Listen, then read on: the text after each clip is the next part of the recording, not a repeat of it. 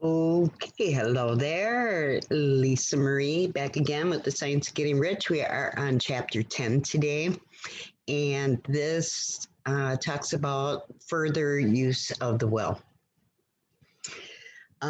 We cannot retain a true and clear vision of wealth if we are constantly turning our attention to opposing pictures, whether they're coming from the outside things or imaginary things. We need to put poverty and all things that pertain to poverty completely behind us. We don't need to speak of past experiences, past troubles, or how hard times were for us. Nobody nobody cares to hear about that. God does not think that we are doing any kind of service to him to remain poor. That is not his intention at all. The world is not going to the devil. It is going to God, no matter how horrible things seem in some conditions, some countries, some places. You are wasting your time and you are destroying your chances by even thinking about it. The only way that we can assist the world in growing rich is by growing rich ourselves through creative methods. Give give the attention. Think about this. Give your attention completely to riches and totally ignore poverty. Whenever you think or speak of those who are poor, think and speak to them as those who are becoming rich. And we should congratulate them rather than show them pity. Congratulate them that they are becoming. To become really rich is the noblest aim that you can have in life. It includes everything else. And all of this is made possible by the use of things. Okay. If you lack for physical health, you're going to find that the attainment of it is conditional on you getting rich. Moral and spiritual greatness is possible only to those who are above the competitive battle for existence.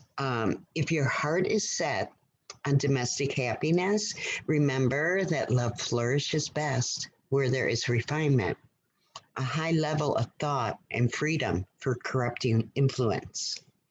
We must learn to see the underlying truth in all things. It is true that there is no such thing as poverty. There is only wealth. Some people remain in poverty because they are ignorant to the fact that there is wealth for them.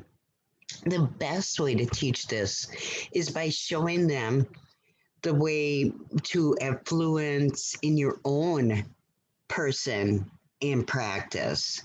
Show them, lead by example. Others are poor too because they are too mentally lazy to put forth the necessary effort to drive it.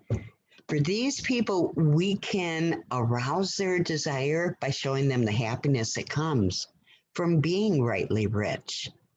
Others still will remain poor because they are lost in metaphysics, um, other theories, occults, and they're not sure which road to take. They have so much uncertainty. The only way to show others the right way is by your own person and practice. Wallace Waddle claims that in this book, it gives in detail the principles of the science of getting rich. And if that is true, you do not need to read any other book on this subject. If this is true, you do not need to read another book. When you commence on this, lay all others aside, read this book every day. Keep it with you, commit it to memory, and do not think about other systems or theories, ideas, nothing.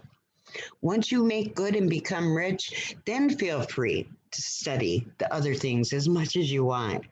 Read only the most optimistic comments in the world news. Postpone any investigation into any other theory, any other idea. Give this a chance. That is my summary of chapter 10. All right, thanks. Have a great evening. See you again.